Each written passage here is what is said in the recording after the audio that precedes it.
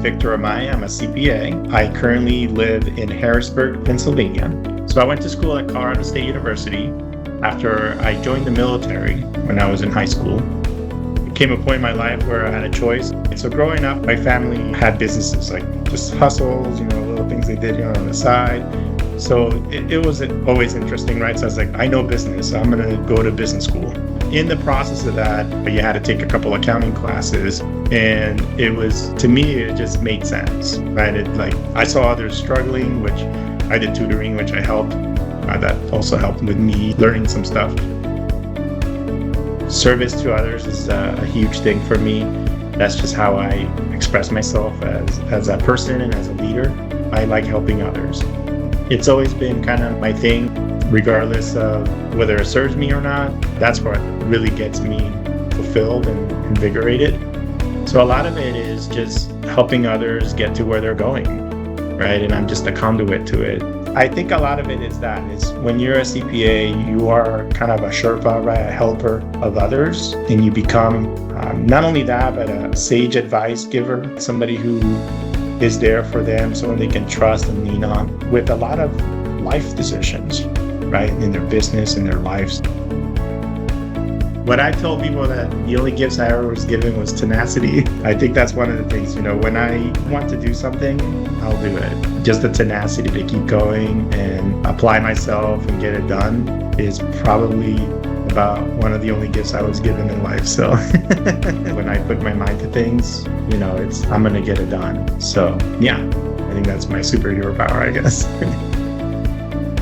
I think a lot of it is just be curious and be open to the idea of something new.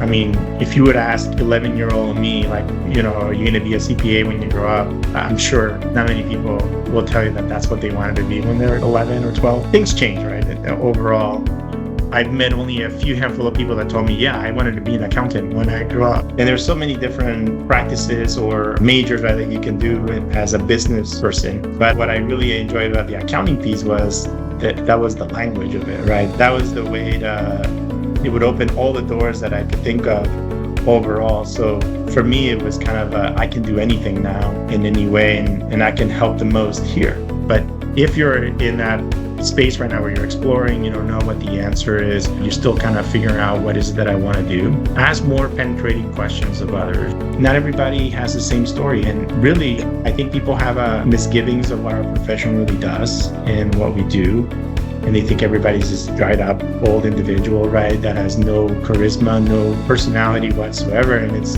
far from true. There's a lot of interesting individuals in this profession, a lot of great thinkers and people who are pushing the envelopes. And that's kind of what we want to show individuals, right? Is that there is the opportunity here now to push those envelopes for that same reason. There is something happening in our profession. There's a ton of change coming, and we need individuals who are going to be mavericks and people who are pushing envelopes and saying and asking questions, right? Asking those questions like why? Why this? Why that? Why do we do it that way? Because that's exactly who we need in these seats now in order to make this transition happen and for it to not be ridiculously crazy.